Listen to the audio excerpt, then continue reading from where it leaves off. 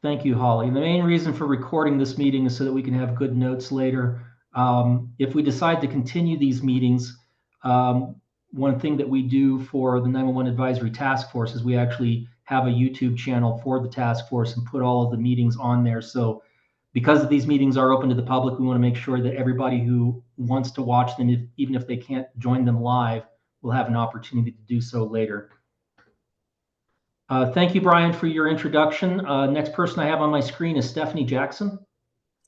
Hi, Stephanie Jackson with Network Communications International Corp, or NCIC, and we're based out of Longview, Texas.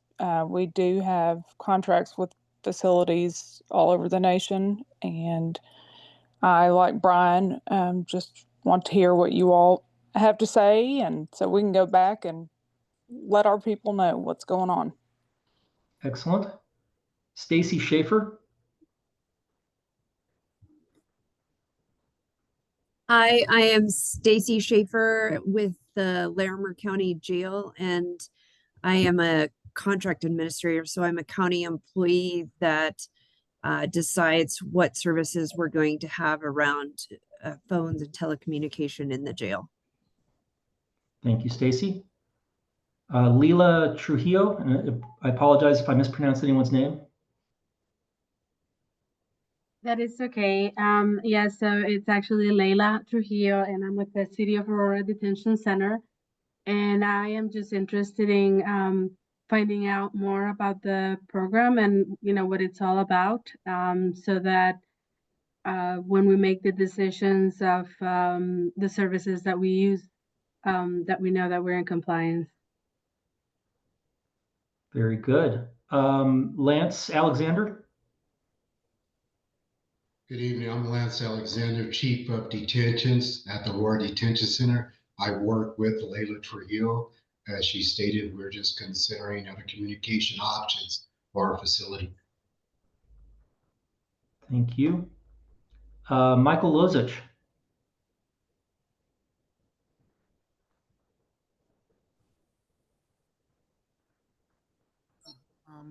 Michael Lozich. Yeah. There you go. Can you hear me now? Yes.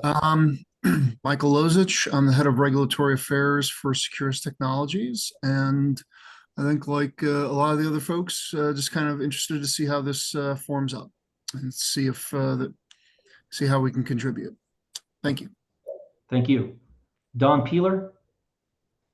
Yes, good evening. I'm with a provider, and my interest is just like Michael's and Brian's and Stephanie's, just to learn what I can learn. But probably most importantly for me, Cameron and Clarence have been great help to me in the past, and I would like to be able to return that favor to them in any way I could. Thank you, sir. Barb Stevenson.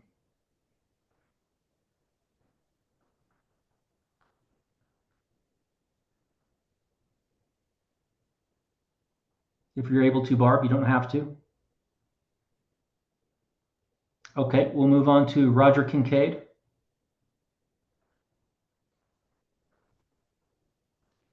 Good evening. Yeah, I'm with Advocates for Change in Colorado Cure. I'm just here to learn basically what's going on. Thank you, Roger. Diane, I'm not going to try to pronounce your last name, Diane. It doesn't look that difficult, but it's been a long day, so I'd probably get it wrong.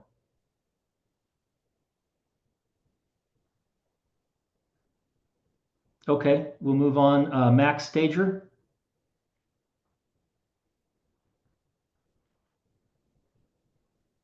Hi, I'm Max Stager, and I'm a parent of someone in the Department of Corrections. So we have Securus as our communication company right now. And I'm also with Colorado Cure. I don't want to speak for Barb or Diane, but they're both with Colorado Cure advocates, okay, for those who are incarcerated and for families. So all three of us are board members for that. So, and Barb was having some trouble with internet.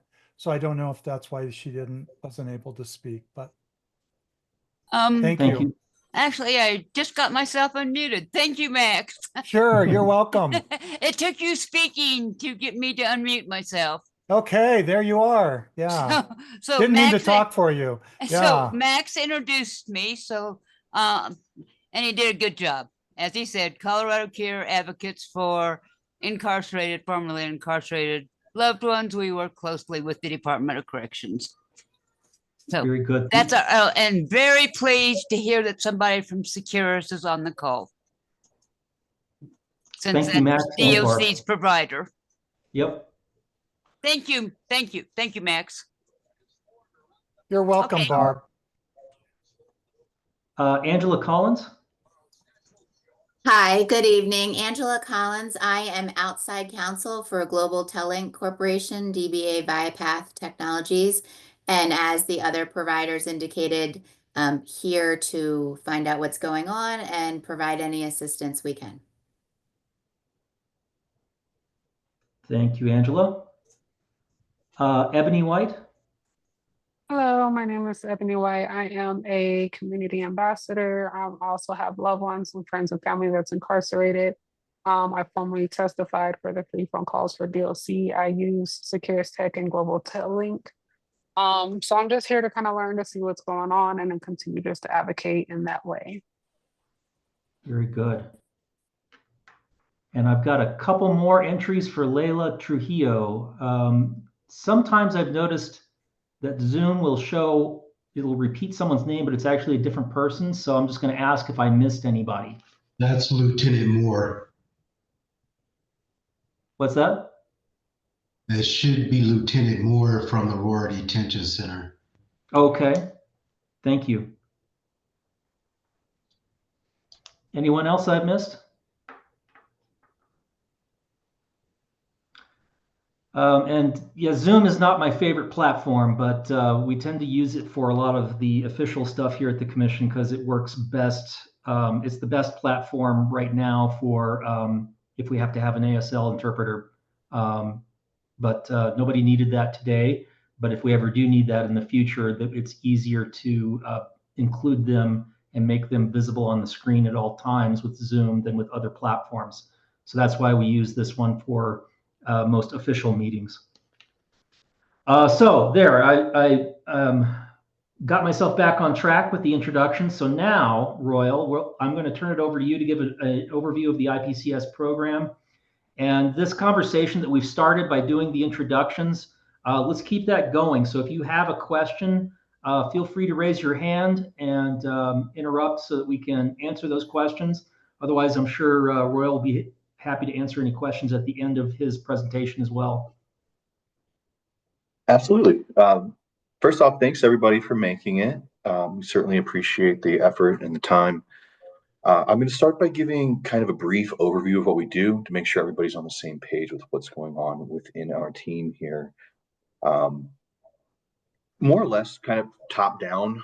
Also, just to keep you notified, I'm not going to be going too deep into legislation with this, just to kind of keep everybody out of the weeds. But our team here, basically, we're overseeing a total of 12 providers within the state of Colorado, and we're overlooking 85 incarcerated people's facilities. These range from the municipal and city level to county to the State Department of Corrections. For the most part, we are not involving ourselves in any kind of federal matters, nor are we looking into facilities for the youth services. And I think we stay out of almost all tribal facilities as well. But how we are ensuring transparency and accountability as a team is through three major, I guess, methods, or three different areas of work. We're focused in on quarterly reporting, which these become publicly available on our IPCS page. We're focused in on biannual testing, which get published within our annual reports, also on the page. And we also are interested in consumer complaints, which we have created an entire dashboard page. I'll touch a little bit on that in a moment. Our collection efforts with the quarterly reports encompass quite a bit of information. There is an actual physical report itself. It's an Excel sheet, and it's mainly focused and concerned with collecting information like call volume data, revenues that are earned throughout any particular facility, the rates that are being applied at that facility. And at this point, commission payments is also a pretty big marker of interest for us. We are also collecting simultaneously, and when I say collecting, these are coming from the providers of the services themselves. We're also collecting the contracts that each provider holds with any particular facility. These again get made publicly available on the IPCS landing page. And finally, we generally collect what's called an unclaimed funds policy per each provider. That has to be on letterhead. And the idea behind that is to ensure that we understand what's occurring with monies that are left unclaimed. Pretty self-explanatory on that one. But when we're taking a look at what the greater purpose of all of this is, we're just trying to understand and give greater transparency of IPCS provider operations to the public. We want to monitor and ensure that the FCC rate cappings are being adhered to. And again, we're just making sure that this is published and available to the public. To kind of dive a little deeper on the biannual testing, these are conducted by randomized selection of detention facilities within the state. Again, the exceptions being the federal level facilities, youth facilities, and tribal lands. But the randomization of every facility that we do test is spread out over 2 years. And we obviously, biannual testing, we test twice a year. So over a 2-year span, we will test every single facility within the state every 2 years. The purpose of the testing is to evaluate system functionality.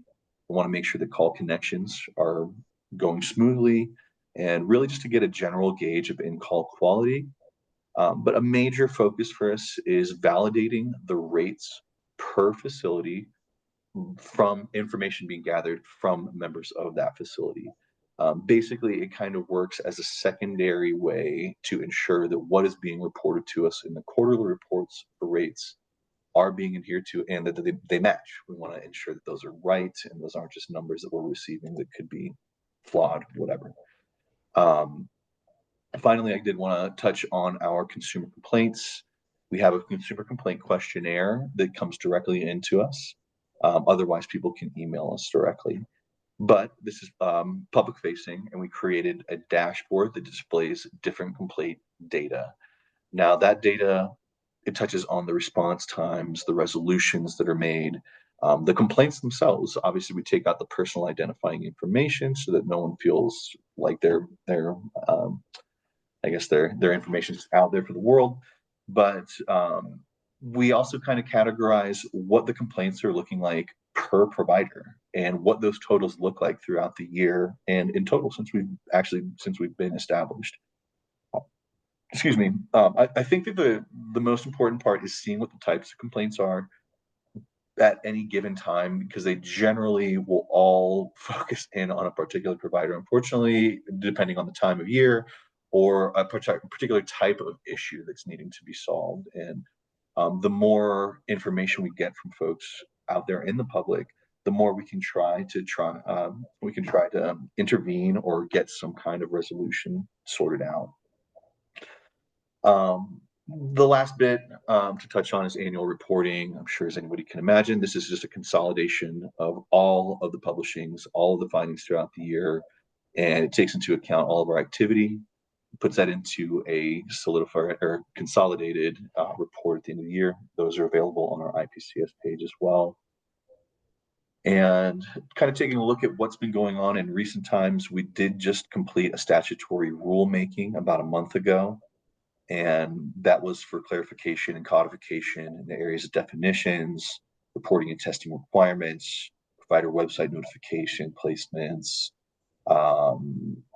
validating actions to penalize non-compliant providers is also a pretty big piece of that as well.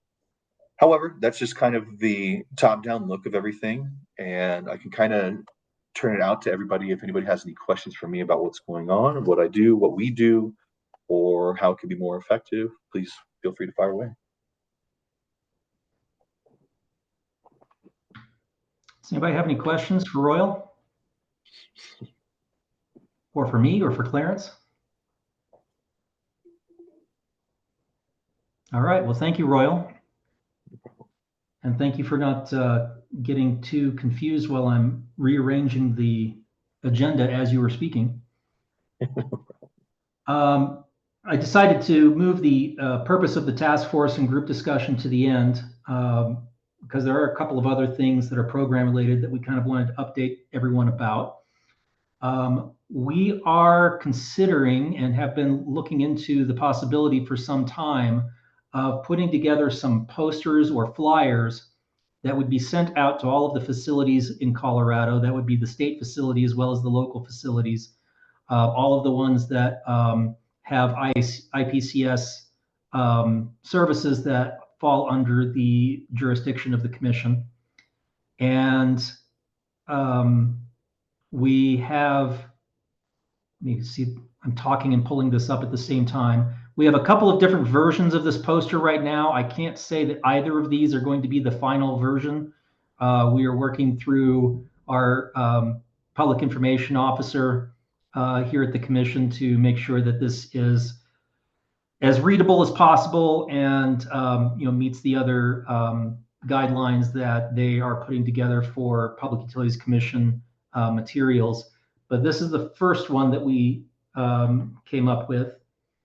And you can see that the information on it is fairly basic. It just says that if you're having difficulty with audio or video calls, including billing mistakes or other issues, or connecting your call, there's the address to reach the IPCS program on the PUC website. There's a QR code that they can use to get to the same location, and just talks a little bit about what the purpose of this program is. So it was created within the Public Utilities Commission to ensure transparency of service providers and to take complaints from the public regarding facility providers. Here's the other version. It's a little cleaner. It's not as eye-catching, but it's a little cleaner and maybe easier to read, which I think is the idea behind it. So I'm not able to say whether either of these will be the final version, but I wanted to get some feedback from you as both the particularly the facility providers, as well as the advocacy groups, if you think these flyers are a good thing. Obviously, it'll be up to each facility where they want to put these. There's no mandate either in statute or in rule that requires them to put these up, but our request will be that they put these up in a prominent place, maybe in the commissary or someplace else that the incarcerated people in that facility will be able to see it. So I wanted to know if any of you had any thoughts on this approach, if this is useful, helpful, and if you have any preference over something a little more colorful like this, or if you think something like this would be better for the inmates for the incarcerated people to find the information that we're wanting to provide to them.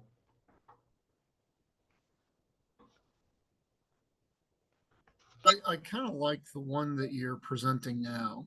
It's like you said, it's just cleaner. I think it'll be easier to project the information that you want. I do just have one thing to point out, and it's the QR code. I'm not sure that's going to be particularly useful because at least for the facilities that we provide, the incarcerated don't have access to the internet. And they usually don't have a device with a camera to be able to scan the QR code. So I'm not sure. I mean, you can do it, and no harm, but I'm not sure it's going to be useful. I'd be curious to know whether or not some of the folks from the correctional facilities have thoughts about that as well. This is Stacy Schaefer from Larimer County, and you're absolutely correct. I was thinking that this flyer would be helpful to have in a lobby or something for the families, but to have a website that the incarcerated individuals cannot access websites, nor do they have, if they do have a device with a camera, it's contraband. They're not supposed to have that. So it might be a different route to get a complaint logged in as far as from inside the facility, but this would be good for the friends and family Those are good points. I wanted to add something Anybody else? Go else. ahead. Also, if you're going to have the residents, inmates, they would need an address there needs to be an address because they can't make a phone call or get on the internet like was mentioned. And I'm wondering if maybe Securus or somebody like that can put it into the app where they could see that for the Colorado people would be another request there too, so that they could access maybe something there. Because the Department of Corrections people have tablets, but there's limited functionality on those tablets. Thank you, Max. Sure. If you made a PDF with an address, I would think so. I have GTL in my facility, and if you had a PDF that could be uploaded and acknowledged by those folks inside the facility with an address, a physical address to mail a comment in, that would be helpful. Thank you. And that is how we get a number of the comments and or complaints that we receive from incarcerated people is through handwritten letters. So absolutely good feedback. Anybody else? Is there a way, like on their tablets or a kiosk, like when they're going to do certain calls, that maybe there's just like a form or a survey before or after each call to question how the call went, and it automatically is sent to you? Because I know sometimes putting things in the mail, trying to go through the mail services, and then trying to hear, any kind of feedback, or, when they're giving feedback, I don't think they think that their voices are being heard right away. So maybe right after a phone call, or maybe once a week, it's sent to like their tablets, or it's on a kiosk when they log in. It asks them, and then it's like, thank you, with their inmate number or with their information. Your feedback was received or something. So that way they know it personally was received. That way they're not trying to go through the mail service. And that way it's just automatically sent to you. Thank you, Ebony. Anybody from I don't know if if that question would be better directed to the providers or to the facilities, but do you know if the ways they have of accessing services at the facility could incorporate that in some way? I think at the facility, you have the ability to file a grievance, and that is handled by facility staff.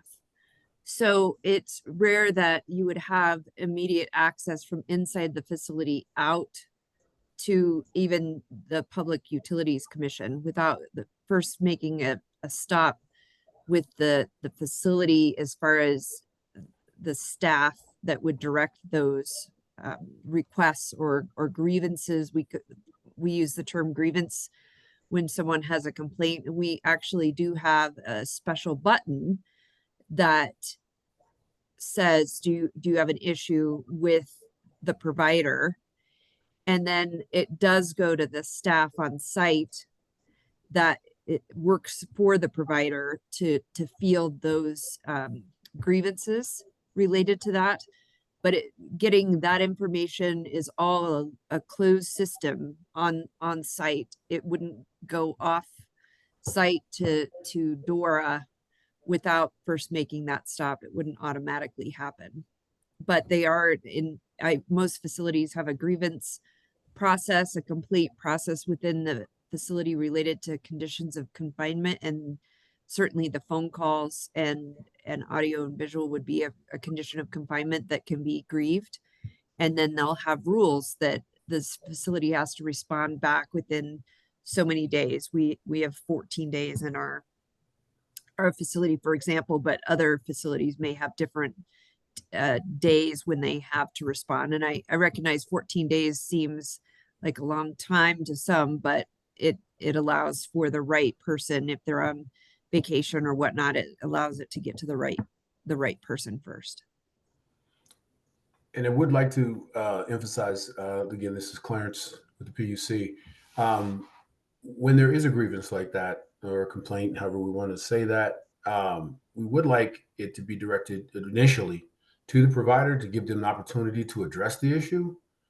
But then if that is not happened in a fashion that you feel is timely or productive, then we definitely want to hear from folks, because then hopefully we can, facilitate dialogue that's going to help bring about a resolution in a timely fashion. That's definitely our goal in every one of those that we receive. But definitely want to go through from the facility to the provider, give the provider an opportunity, and then to us is the way we would like to have it work, so that they have a chance and they're not out of the loop. Hey, Clarence, I'm glad you mentioned that, because that was my question I had about this, is that the Utilities Commission does require them to at least try to resolve the issue with the facility or the provider before they reach out to Utilities Commission. I cover several states, and in some states you have different levels of process that they go through to lodge a complaint. Some states it's ombudsman's. Here in Colorado, it's the Utilities Commission. And so that was the only thing I'd see on this, is that it should educate them to, if you feel like your complaint is not being heard by the provider or the facility, then you should start the process of reaching out to the commission and getting them involved. Because as somebody who is on the provider side of things, there is a large volume of complaints that, we are unable to validate or rectify, because it's not something that we find is necessary to do anything about. And so at least it gives the utility, the provider a chance to, rectify the issue before it goes to that process. Does the utility commission, when they get those complaints, verify that complaint has gone through those steps? Yes. That is one of the questions on the questionnaire. Have you reached out to somebody with the provider, a representative? If so, do you have any type of contact information, name, phone number, something to let us know? Okay. Or they'll tell us no, they haven't, and then we will suggest that they reach out to the provider and give them that opportunity to resolve the issue first. And then if that is not, if they feel that that's not being getting proper assistance in a timely fashion, then let us know. Okay. Thank you. Yeah, that was the only suggestion I would have on this form is there something that kind of makes sure they do that before they, sounds like a good thing. Make you spend the time to verify all that information. Yes, sir. Thank you. So I'd like to add, as a family member, when I have made certain requests, not to Brian's, but group, but I haven't actually received any response from the provider. And there's a perception from probably a number of people is that the family members or the residents or inmates are not actually the client. It's actually the entity, such as maybe the detention center or the Department of Corrections. So that creates some difficulty there from not necessarily me. I've only had one or two issues where there was some money issues and so on. And then suddenly I got a bunch of money on the books that I was like, I didn't even know what was going on. And then there was a transfer from GTL to Securus, and then it didn't transfer. So it was very confusing and no one really responded. I think I did call once. I might have gotten through to someone. So that was a real concern of mine as a family member, because I don't have to go through the facility kind of process. But as an outsider calling from my cell phone, that has been, my experience. So it feels kind of helpless at times. Well, then that's one of the reasons why we would want providers on, in this meeting. Yes, to yeah. speak to those type of things, and we can hopefully. I don't want to sound like I'm just complaining like crazy. No, I understand, but but then that way we can try to come to a more satisfactory and productive process. Yes, in which yes. those things are going to get handled, establishing a time frame that folks think is acceptable in doing that. But that would be something that you all would be able to come to the table and say, hey, this is what we feel is appropriate, this is what we can do. And if everybody can agree that that's what's going to work, then we can work from that basis. Yes. Well, having worked in corrections myself, I know that sometimes when you have a quicker response and follow-up, because sometimes like kites like they go, what happened to my kite? I don't know. Or my complaint. They don't always know. And so some way that a resident might know, oh, there's a step involved. I may not like it. It's got a bunch of steps to it, but that they actually know what's going on there. So that can be helpful and reduce some of the complaints because they feel like my voice is at least being heard or I'm being considered. Yeah. So, well, hopefully, that's great that providers would be here to hear that call. Well, I'm glad they're here and I appreciate that. I didn't mean to not appreciate that. I do appreciate that they are concerned. Yeah. Of course. Yeah. So I've heard some really good feedback on these posters. Especially related to the content. So we will be working, and I wrote down everything you guys said as well as we're recording it, so that I can make sure that we address those issues with the content. Does anybody have any thoughts on whether they like the more colorful version versus this, or do you not care so long as it's there? Any feedback we should give our people who are doing the graphics design? I personally like the color. Okay. I like just make sure the graphic one more. Yeah. I'd want to make sure that it can be read by somebody who has low vision. So maybe the color contrast and the font, it's a little difficult to see what your font is because we're seeing it. But I'm not sure if the color contrast or somebody who's colorblind.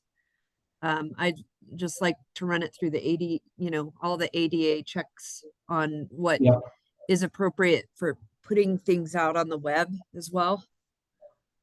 I only know enough to be dangerous. I can't be helpful. So I just know that sometimes the colors are jarring in different ways for different low vision. Yep. And then it's got to be able to be a screen reader, so it would be able to be read aloud. And sometimes if you save it as not a PDF, I can't remember, is it a picture or a PDF or something like that? I think the pictures, the words on the page will not allow a screen reader to identify those words. Yeah. And I recognize we talked about posting it as a physical poster, maybe for the families, but if we're going to also put information on the tablets or on the website, any of those things would be helpful for the ADA. Yeah, we hadn't really talked, we had talked about physical flyers / posters, but if we're providing as PDF, those would obviously need to be remediated for accessibility. And that's a huge topic right now here at the PUC, because there was a bill to require everything that the state produces in terms of documents be fully accessible. So we're kind of remediating a lot of documents right now and going back in time, as well as anything new that we create to make sure that it's fully accessible. So those are very good points. Thank you. Anyone else before we move on? We've got 15 minutes left to the top of the hour, and I'm willing to go late, but I don't want to, I do want to be respectful of everyone's time since we did only schedule this for an hour. Hey, just one more question. Sure. On the posting. Is this going to be something required by facilities to post or to advertise to the population in jail? So the commission, there's nothing in statute or in commission rules that requires these posters. So this would be completely voluntary. But we would ask that facilities, help with this because we do think it's important to make sure that both the visitors and the incarcerated individuals know how to get a hold of them if they need us. Okay, thank you. Yep. So with that, Royal has a few program updates that he wanted to provide, just updates to the IPCS program itself. And then we'll get to our final discussion, which will be whether we want to continue these meetings and how we want to go from there. Royal, so you want to talk about program updates? Sure. I'm going to post this in the meeting chat. It's kind of the two of the main things. The FCC changed. Well, let me back up. We were established under the name Inmate Communication Services, and we're trying to be a little bit more aligned with the FCC. I'm not sure if this is an inclusive language type idea or what exactly prompted it, but they are going with the verbiage incarcerated people's communication services. And in order to try and not confuse or not use so many different statutory languages that all basically lead back to the same thing, we're trying to be as joined in unison with that. So there's been a modification to the email address, if any of you have been utilizing our group email, and to the web address as well. Essentially, we're just adding a P in front of ICS. Instead of ICS, we are utilizing IPCS right now to kind of mitigate that. Lastly, if you are a provider, there is going to be an updated quarterly report Excel spreadsheet. I'll be getting that to you within the next, I'd say, day or so. And the idea behind that is just to ensure that or at least me informing you, is to make sure that you're aware of it. In addition to this new Excel sheet, we are also going to be establishing a new procedure for how these sheets are going to be uploaded to us.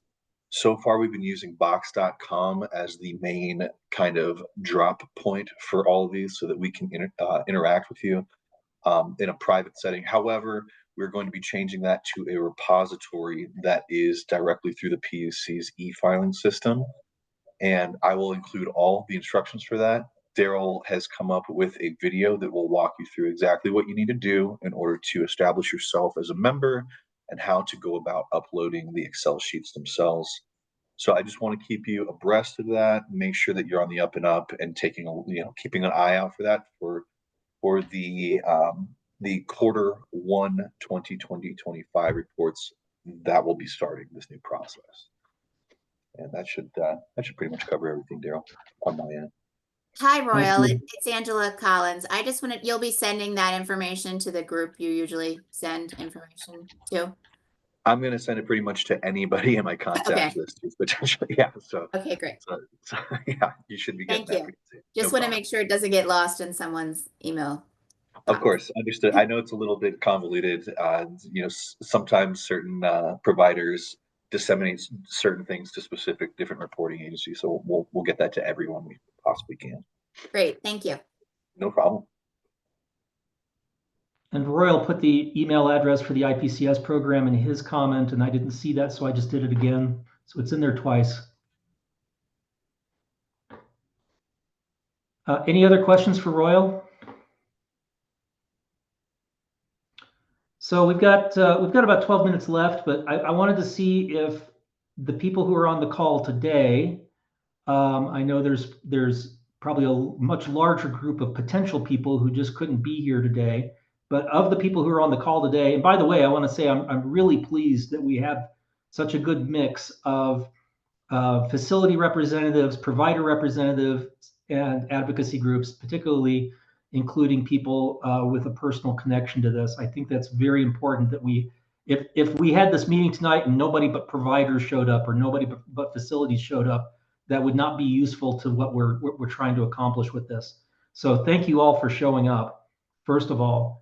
But second of all, I wanted to see if any of you had any questions about what we're thinking about doing with this task force, and also to get your thoughts on whether you think this is a good idea going forward.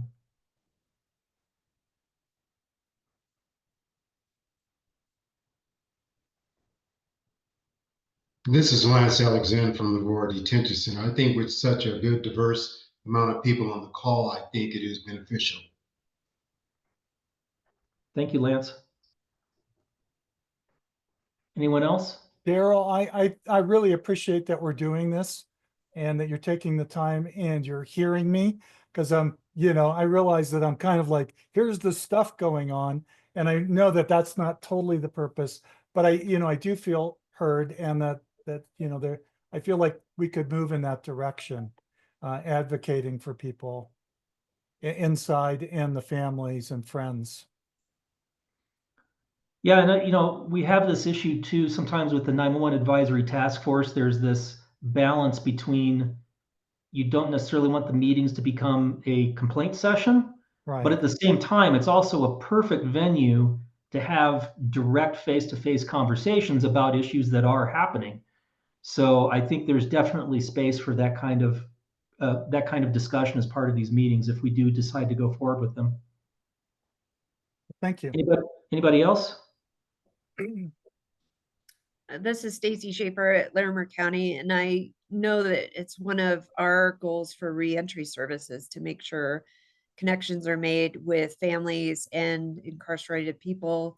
And we want to make sure that that's as seamless as possible. Grant you, it is a carceral setting, but I would hope that we could make it as easy to do that service. And we want to make sure our vendors are doing what they can to make clarity of the conversations, clarity in billing, what the rules are, so that everybody's on the same page. So I appreciate being in this meeting.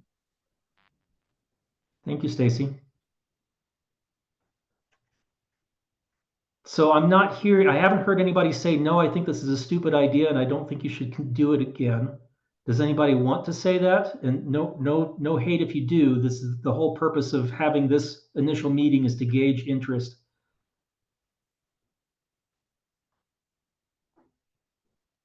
Someone wrote in the chat too. Yeah, I see that Ebony White said that she agrees to continue. Very good. Thank you, Ebony. All right. So it does sound like we have support for ongoing meetings. As I said earlier, the other task force that we have for 911 service meets every other month. So it comes out to 6 times a year. I don't know if that frequency makes sense for this group. Maybe it's more quarterly. Maybe we can start with quarterly, and if people want to meet more often, we certainly can. Does anybody have any thoughts on how frequent the meetings should be?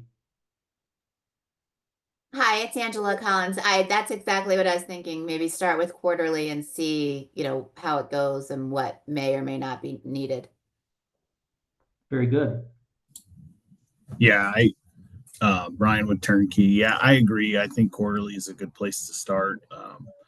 Given with a lot of the changes in the FCC ruling, the political climate we have going on, the rapid changes to how this is applied. So I think for me as a provider, a vendor for the jails, it's good to get some clarification, and these meetings could be positive. Thank you, Brian. I agree with the quarterly. I just asked that when we do come back with the quarterly time, maybe we just have some data of the differences from now, from then. Maybe when the posters are posted, or maybe an update in the email, saying like, hey, we did post some at these facilities. These are the differences, or, maybe just some updates by the next meeting. Yeah, I totally agree with that. I think one of the main purposes of these meetings going forward would be to provide updates on what kinds of complaints we're receiving, which could be helpful in identifying trends, but also to give updates on the program itself, which would include the posters or anything else that the program has been doing, including the semi-annual testing that Royal and Clarence do. Giving updates on how that testing is proceeding, I think would be good topics for this meeting. All right, so this one we scheduled in the evening. Our thought was that a lot of you have day jobs and it would be difficult to attend this during the day, but maybe that thought process was incorrect. Would you like to see us continue to do these in the evenings for now, or would you like to see us mix it up to other times of day? Does anybody have any preferences? Evenings work better for me. I'm sorry, what was that? Evenings work better for me. Evenings, okay. It can be either way for me, because I can schedule quarterly things ahead of time. So either would Mine's work. just the opposite. I prefer daytime hours while I'm at work. if we've got differing opinions on this, I could send out a short poll to see what people think, or we could split the difference and maybe alternate each. One meeting could be in the day, and then the next meeting will be in the evening. That way, we're inconveniencing everybody equally. I'm open to splitting them. Okay. Yeah, Does splitting anybody it, I disagree think with will work. splitting it? I'm sorry. No, I just said splitting it, I think would work. Okay. Yeah, I'm okay with that. I would prefer daytime, as I'm sure other providers and members of the committee that usually work during the day to be able to do it during work hours. But it gets the advocacy groups to be involved. I'm willing to split it as well. Yep. And if we're doing it every other meeting and it's quarterly, that would just be twice a year that you would have to come to an evening meeting. So hopefully not too big of a lift. And I heard, as far as topics go, thank you, Ebony, on the split. As far as topics go, we talked about updates to the program, potentially updates on what complaints or comments we're seeing, maybe updates on the biannual testing at the facilities. Does anybody have anything else? And you don't have to think of it right now. You can also email us. But if you have any thoughts now that you would like to provide as far as future topics, I'd be happy to hear that as well. How about any new legislation that's being proposed? Yep, legislative updates, that makes sense. Mm-hmm.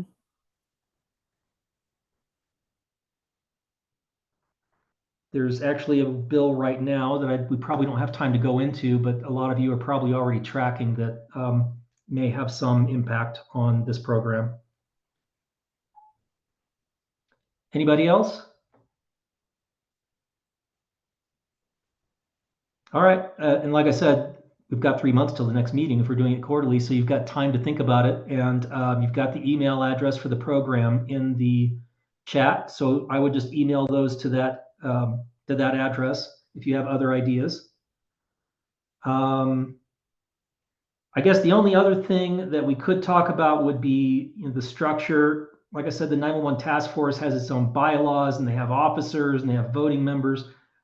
I think, at least to start with, my recommendation would be to not get that formal with this group, and just the commission staff can continue to facilitate the meetings and lead the agenda. So long as we have lots of really good back and forth like we did today, I think this conversation has been great. And if we decide later that we want to make it more formal and come up with bylaws and officers and all of those things, we certainly can.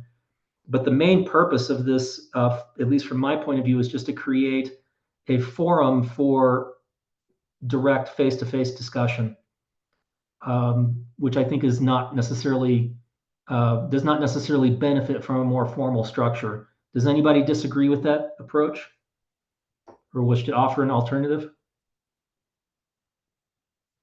Cool, thank you.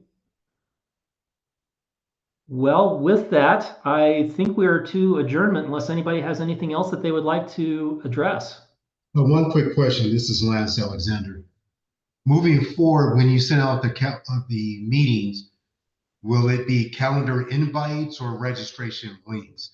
I'm just thinking forward in terms of including other people from my agency to these calls. Yeah, what I'd like to do going forward, for this one, we had people register, but going forward, I'd like to just send out a calendar invite. And everybody who registered for today, unless you tell me otherwise, you're going on a group email so that when we send out the calendar invite, you will get it and you'll be able to share it with other people in your organizations. Okay, perfect. Thank you. You're welcome. And we'll also post the meetings on the IPCS program webpage so that people who haven't been involved up till now can come and join as well.